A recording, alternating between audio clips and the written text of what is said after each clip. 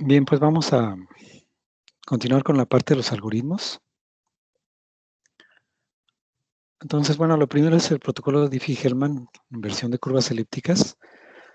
Verán pues que es relativamente sencillo. Bueno, si entendieron el de Diffie-Hellman logaritmo discreto, pues este es lo mismo, ¿no? Nada más que en su variante de usar curvas elípticas. Entonces, vean que ¿se acuerdan que el objetivo de Diffie-Hellman es que dos principales, que le llamamos Alicia y Bob,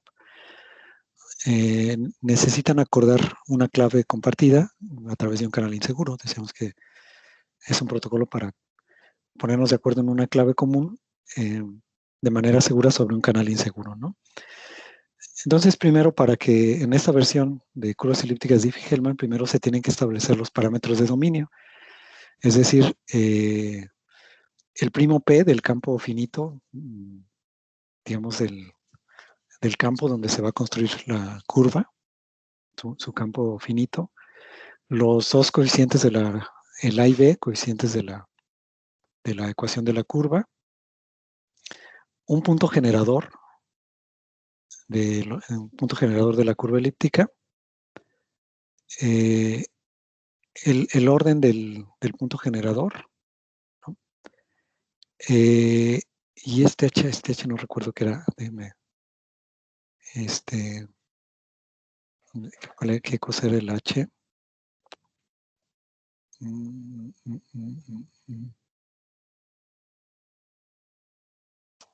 ¿Cuál era el parámetro H? Bueno, a ver si ahorita me acuerdo en qué consistía ese parámetro H.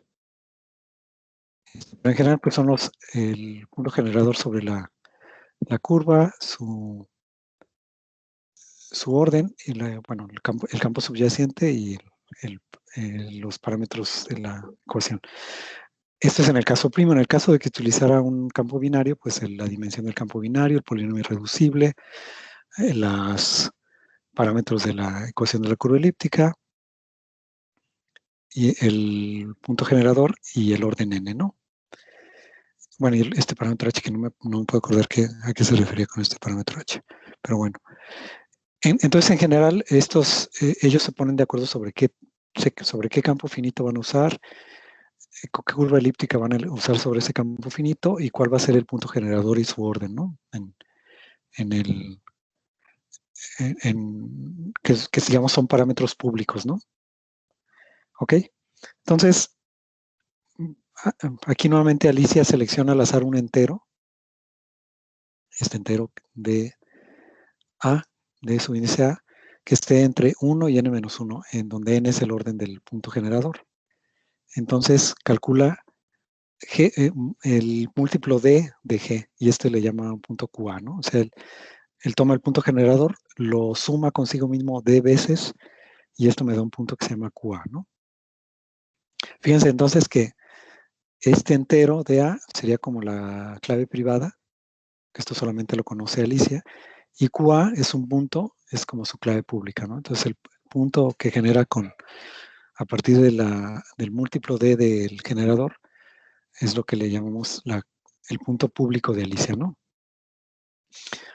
Bob va a hacer algo similar, va a seleccionar un entero d al azar, que esté entre 1 y n-1, y va a calcular el múltiplo d de g, y se le llama el QB. Entonces, fíjense, cada uno tiene un entero que es secreto, privado, es el número privado, y el múltiplo g de ese entero es el punto Q, que es el público, ¿no? Los puntos son públicos. Entonces, en el paso 4, Alicia y Bob se intercambian estos puntos QA y QB.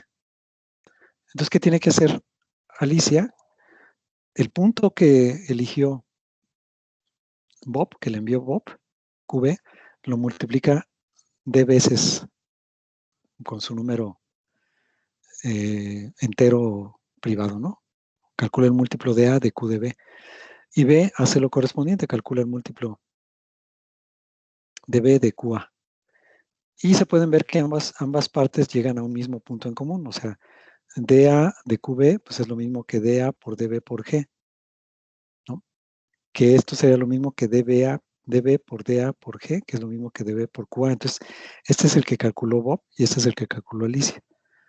Ambos llegan a un mismo punto. Entonces, ambos tienen un punto en común que ya les puede servir para generar una clave secreta común, sacando un hash de las coordenadas o haciendo algún cálculo ahí, ¿no?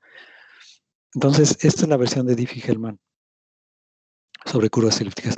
Fíjense que ¿qué conoce un atacante? Pues un atacante conoce todos los parámetros, o sea, conoce el campo subyacente, qué curva elíptica están usando, puede conocer qué generador es y conoce los puntos públicos que se intercambian, QA y QB.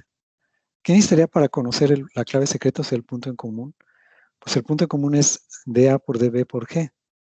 Él lo puede obtener, conoce el generador, pues multiplicando dB y dA por G. Pero resulta que para obtener dA y dB, pues ¿dónde los puede obtener? Pues calculando el logaritmo discreto de QA y de QB.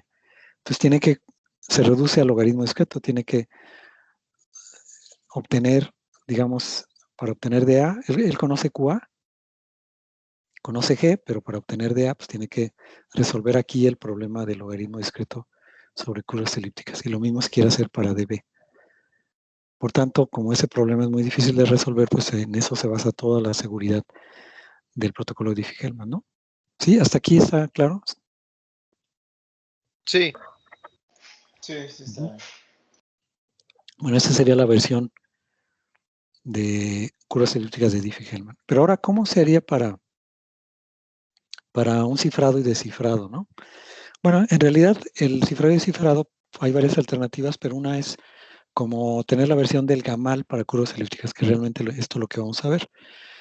Entonces, igual, aquí como en todos los criptosistemas de clave pública, pues cada participante debe generar su par de claves, su clave pública y privada, ¿no? Entonces, bueno, en primer lugar, pues se tiene que elegir un campo finito, subyacente, y una curva elíptica sobre ese campo. Y te tiene que elegir también un punto P sobre la curva elíptica que sea de orden primo n, ¿no? Entonces, el campo, la curva elíptica, el punto generador y su orden son los parámetros del sistema y, o sea, y van a ser públicos, ¿no? O sea, eso la van a conocer todo el mundo. Entonces, para generar la clave, pues cada participante en el criptosistema va a realizar el siguiente procedimiento. Va a elegir un número entero al azar D que esté entre 1 y n, donde n es el orden del punto P, ¿no? Y va a calcular d veces P, va a sumar d veces P para calcular el punto Q. Entonces aquí nuevamente la clave pública va a ser el punto Q y la clave privada va a ser el entero D, ¿no? Vean entonces que a partir que se puede encontrar la clave privada a partir de la clave pública, pero hay que resolver el problema del logaritmo discreto, ¿no? Para hacerlo. Entonces, de ahí radica toda la seguridad del esquema, ¿no? Entonces, la selección de llaves es muy simple, ¿no? Nada más hay que elegir un entero al azar, un entero D, sacar el múltiplo del punto P que elegimos, y ese múltiplo es un punto Q, que es nuestra clave pública. ¿Ok? Y ahora, ¿cómo se cifra un mensaje? ¿Cómo se cifraría un mensaje? Bueno, supongamos que Bob desea enviar un mensaje M a Alice. Entonces, ¿qué tiene que hacer Bob? Bueno, primero tiene que obtener la clave pública de Alice, que sería Q, ¿no? Y bueno, y ahora tendrá que representar el mensaje M por un elemento del campo subyacente, o sea, como si se tratara de un elemento, ya sea como una cadena de bits, si es un campo binario, como un entero, o sea, debe representarlo como un elemento del campo. Por tanto, tiene que ser del tamaño menor al tamaño de bits del campo subyacente. O sea, en otras palabras, si por ejemplo estamos usando curvas elípticas de 130 bits, por decir algo, pues nuestro mensaje tendría que ser menor, un mensaje binario menor a 130 bits, ¿no? Para poderlo cifrar con este esquema, ¿no? Muy bien, entonces Bob selecciona un entero al azar K, tal que K está entre 1 y N, y calcula el punto X1 y 1, que es K por P, ¿no? Y luego calcula el punto X2 y 2, que es K por Q. Si resulta que X2 es igual a 0, entonces vuelve a seleccionar otro entero aleatorio K, ¿no? Entonces, bueno, si X2 se hace 0, entonces al multiplicar el mensaje cifrado por X2 me daría 0, entonces ya se pierde el mensaje. Entonces la X2 tiene que ser diferente de 0. Si da un 0, pues se selecciona otro entero al azar, ¿no? Entonces, bueno, entonces fíjense, X1Y1 va a ser K por P y XY2 va a ser K por Q, ¿no? Entonces, el mensaje lo multiplica por X2, por la coordenada X del segundo punto, MX2, y eso me da el mensaje cifrado C. Entonces, lo que hace es transmitir X1Y1 y C a Alice. O sea, le manda las coordenadas del punto K por P, X1Y1, y C, que es el mensaje por la coordenada de X o Y2, ¿no? Estos tres valores se los manda Alice. Fíjense, aquí es una característica de este cifrado que platicábamos. ¿Se acuerdan que decíamos que el cifrado en bloques siempre respeta el tamaño de los datos, más o menos, ¿no? O sea, salvo el relleno que a veces se ocupa. Pero en general, los algoritmos de cifrado en bloques no me cambian mucho, no me alteran el tamaño de los datos cifrados. En el caso de aquí, si se observan, sí se altera porque si, por ejemplo, el mensaje decíamos que debe ser cuando mucho de 130 bits. Pero entonces el mensaje cifrado es de 130 bits por 3, porque estoy enviando 3 valores del campo, ¿no? X1, Y1 y C. Entonces se triplica el tamaño del mensaje cuando se cifra.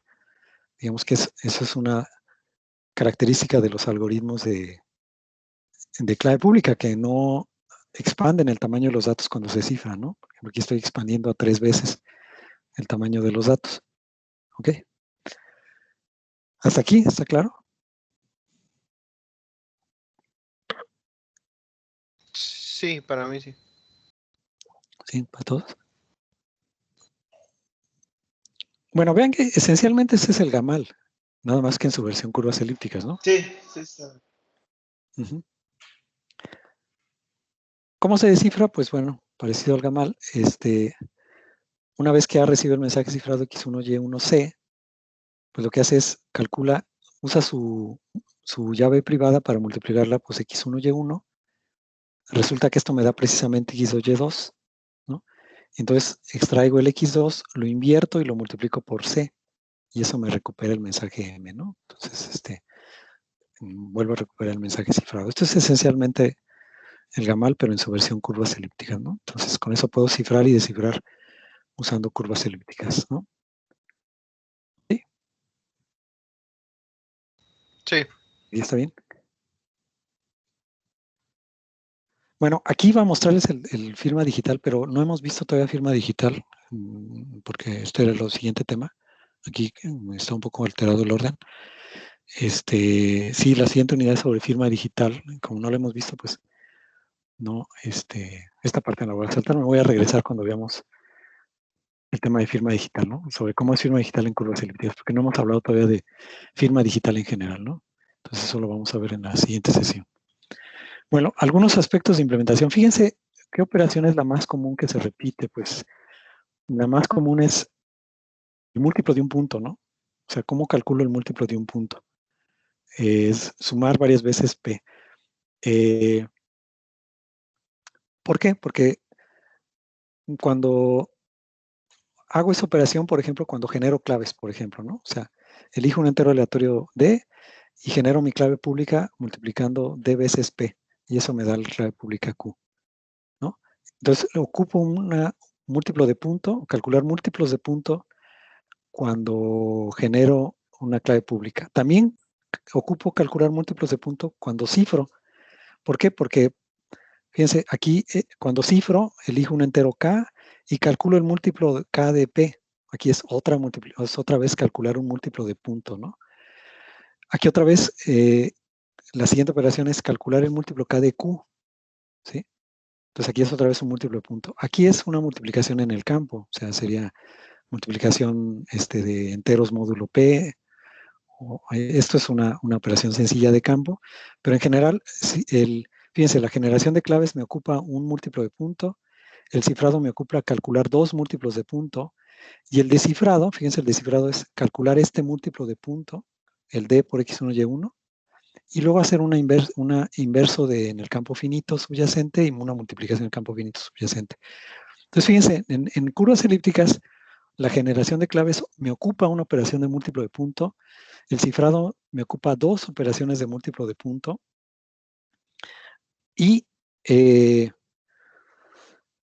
descifrado es un múltiplo de punto y una operación y un par de operaciones en el campo subyacente. Entonces, la operación más fuerte para cifrar, descifrar, para generar claves es el múltiplo de punto. O sea, ¿cómo calculo un múltiplo de punto en curva elíptica, no? Es una operación sumamente importante porque en ella descansa todo, ¿no?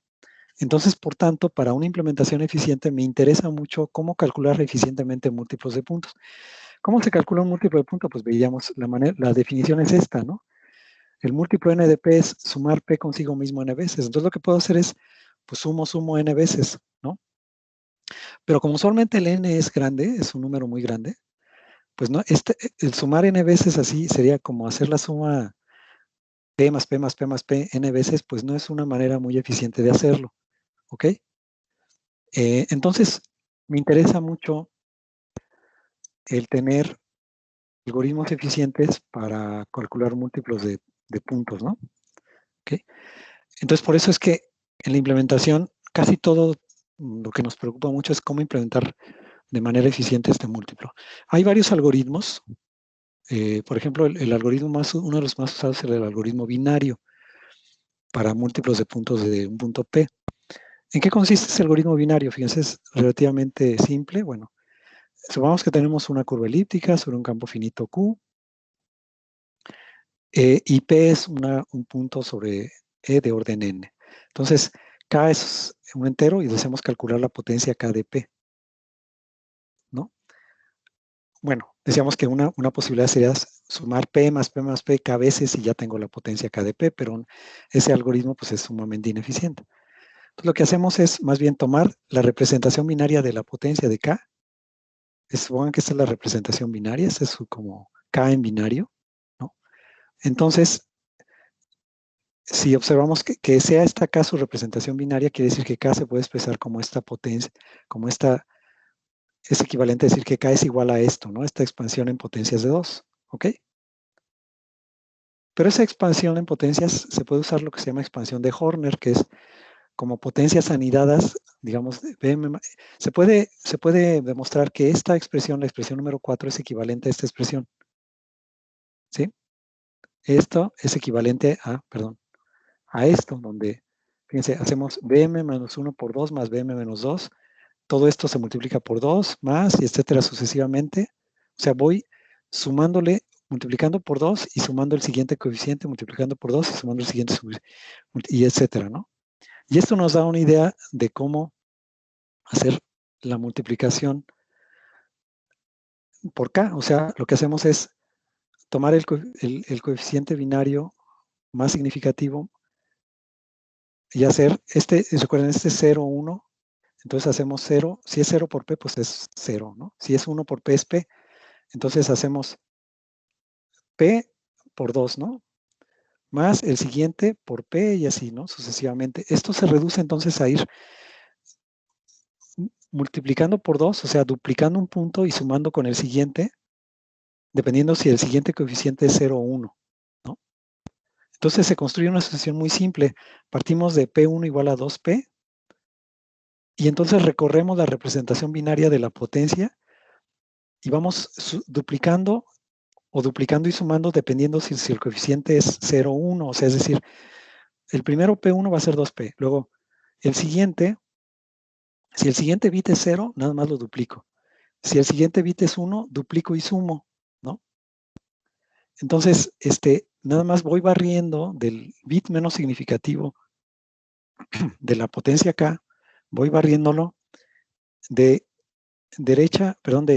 izquierda a derecha, la representación binaria, y y voy viendo bit por bit, y voy duplicando el punto si el bit es 0, o duplicándole y sumando el punto si el bit es 1. Entonces, todo lo reduzco a duplicaciones y sumas con P, y barriendo la representación binaria de K, ¿no? Entonces, bueno, se puede observar fácilmente que al final PM va a ser el múltiplo K de P, basándome en la expansión de Horner. Fíjense entonces que aquí el número de operaciones que requiero es del orden del logaritmo de K. Porque fíjense, si lo hiciera así por fuerza bruta, como está acá, es decir, sumando P más P más P K veces, ¿cuántas operaciones requiero? Pues del orden de K, del tamaño K, ¿no? Pero si lo hago así con el algoritmo binario, el orden de operaciones que requiero para calcular un exponente es del orden del logaritmo de K. Entonces es mucho más eficiente, ¿no? Entonces requiere del orden de log K duplicaciones y de HK menos 1 sumas. HK es el peso de Hamming, o sea, la cantidad de sumas que voy a usar es tantas como bits prendidos estén en la potencia de K, ¿ok? Entonces, es un algoritmo muy, muy eficiente y la mayoría de las implementaciones utilizan este algoritmo para calcular las potencias de múltiplos de puntos. Yo incluso pues lo tengo en mis librerías que les comentaba que desarrollé, pues los múltiplos calculo con este algoritmo y es bastante eficiente, ¿ok? Sin embargo, hay algoritmos todavía más eficientes que requieren un poquito más de estudio de la potencia, pero están lo que le llaman algoritmos de cadenas de adición-subtracción. Aquí se aprovecha la característica de que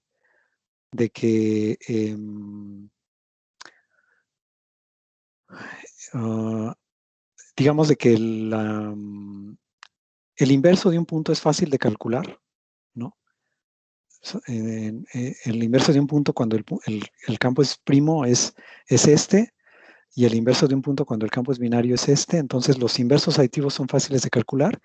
Y entonces se utilizan representaciones donde los coeficientes de la potencia de 2 son -1, 0, 1. Entonces, esto reduce la cantidad de bits prendidos porque ahora en lugar de usar ceros y unos uso -1, 0, 1. Y entonces el número de sumas que se requieren son todavía menos, ¿no? También algo que se llama escalera de Montgomery, ¿no? Calcula el múltiplo de un punto en un tiempo constante, o sea, no importa cuántos bits estén prendidos o no, lo hacen en un tiempo constante. ¿Por qué? Fíjense, hay un problema con el algoritmo binario y el algoritmo de cadenas de adición-sustracción o algunos otros, que son susceptibles a lo que se llama un ataque de canal lateral. A ver, ¿en qué consiste un ataque de canal lateral? Es cuando yo no tengo, cuando tengo acceso a información secundaria de los cálculos que se hacen. Por ejemplo, cuando yo sé, por ejemplo, a ver, fíjense, estos son canales, son ataques muy pues, sofisticados e ingeniosos. Supongan que yo no sé los valores, por ejemplo, en el algoritmo binario, yo no sé el valor de K, que es la clave secreta. Yo sé el valor de P, por ejemplo, ¿no? Pero el valor de K no lo conozco, ¿ok? Pero supongan que puedo observar cuando el procesador está realizando estas operaciones. Fíjense que esta es la expansión binaria de la potencia K, ¿no? Los valores Bm-1, B-2, etc. Y cuando hacemos un ciclo en el cálculo, si el bit está en ceros, si el bit correspondiente es en ceros, hacemos simplemente una duplicación, ¿ok? Y cuando el bit correspondiente es 1, hacemos una duplicación y una suma, o sea, hacemos una operación más. Supongamos que nosotros podemos medir el tiempo que tarda en hacer una duplicación o el que tarda que hacer una duplicación de un punto y una suma de un punto, ¿ok? ¿Sí? Obviamente tarda un poquito más aquí que lo que tarda aquí. Supongan que nosotros podemos medir el tiempo que tarda en cada uno de estos ciclos. Obviamente, midiendo el tiempo que tarda, yo puedo saber cuándo es un 0, cuándo es un 1. Y entonces puedo reconstruir la K. No sé si me explico. ¿Sí? ¿Sí me explico o no me explico? Sí, o sea, dependiendo de los periodos que se dieran entre una operación y otra, se podría determinar si es un 0 o un 1 el que generó Ajá, el cálculo. exacto. Exacto. O saben qué, o algo más sutil. Por ejemplo, puede ser que incluso una operación requiera más potencia que otra. ¿Sí me explico? O sea, que yo tengo manera de medir que el CPU está efectuando una operación más pesada. Por ejemplo, que cuando hace este ciclo, requiere cierta potencia y cuando hace este otro requiere una potencia ligeramente mayor. Y supongan que yo tengo manera de medir el consumo de energía. ¿Ok? Y entonces, midiendo el consumo de energía, sé que esta es más pesada que esta y puedo, cuando es más ligera, sé que es un 0 y cuando es más pesada, sé que es un 1. ¿Ok? Entonces, observando el consumo de energía del procesador, ¿no? Podría yo determinar si está haciendo esta operación o esta y entonces determinar la clave secreta. ¿Ok? Podría incluso, por ejemplo, a lo mejor medir, ¿cómo mido el consumo de energía? Podría medir a lo mejor el espectro infrarrojo del procesador o del equipo que lo está haciendo, como para ver cuánta energía está disipando en cada ciclo de reloj. No sé si me explico. Y eso me da la información sobre la clave. ¿Ok? Suena como descabellado, ¿no? O sea, como quién puede hacer eso, pero sí hay ejemplos prácticos de gente que hace eso, que lo ha implementado, que ataque canal lateral, ¿sí? Y de esa manera, observando el procesador y cuánto tiempo le lleva a hacer estos cálculos, o sea, es decir, en cierto ciclo de reloj va a ser esto y en otro ciclo va a ser este. Entonces, observando esa variabilidad en el consumo de energía o en la potencia disipada, se puede extraer información sobre K, ¿sí? Eso es lo que se llama un ataque de canal lateral. ¿Sí? Suena como que difícil de hacer, pero en principio se puede hacer. ¿Ok? ¿Sí? Sí. Y si ustedes investigan van a encontrar por ahí literatura donde hay gente que ha hecho este tipo de ataques sobre hardware especializado de curvas elípticas para extraer las llaves, ¿no? Entonces, tanto el algoritmo binario como el de adición-sustracción son susceptibles de un tipo de ataque. O sea, hay algoritmos como la escalera de Montgomery y algunos otros que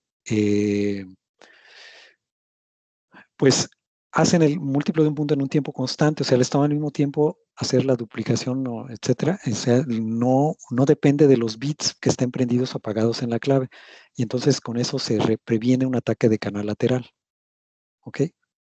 Estos algoritmos pues, son interesantes para prevenir esto, ¿no?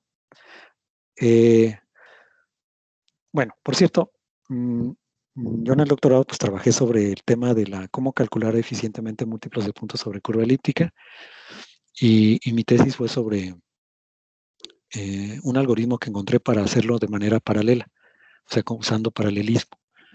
Cómo utilizar múltiples hilos si yo tengo múltiples procesadores para agilizar el cálculo de un múltiplo de un punto. Obviamente, al poco tiempo de que yo publiqué mis resultados, un equipo de investigadores japoneses sacó un ataque de canal lateral sobre mi algoritmo. Y bueno, entonces ya, pues le estoy hablando que de esto ya pues ya un rato que me doctoré, entonces ya han pasado muchas cosas desde ese entonces. Ya hay algoritmos paralelos, hubo gente pues, que trabajó sobre otros algoritmos paralelos más eficientes que el mío, obviamente, y que además no son susceptibles a ataques de canal lateral, ¿no? O sea, entonces son mucho mejores, ¿no?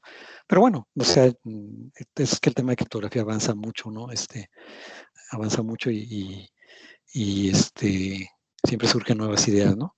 Pero esencialmente ese era el trabajo que hice, ¿no? Entonces hay muchas cuestiones de implementación que son interesantes que, en criptografía, o sea, es decir, hay que cuidar muchos aspectos porque pues a veces uno, incluso pequeños detalles, ¿no? Pueden dar origen a posibles ataques como este de los ataques de canal lateral, ¿no? Que se utilizan sobre todo para hardware, o sea, si digamos yo no tengo hardware que implementa criptografía de curvas elípticas y hay manera de observar consumo, energías en ciclos de hardware o disipación de energía, sí me da información que me puede ir revelando detalles de la clave secreta, ¿no? ¿Ok? Bueno, ¿dudas hasta aquí? De mi parte, no. No, doctor, todo bien, gracias. Sí. Muy bien. Bueno, voy a detener la grabación.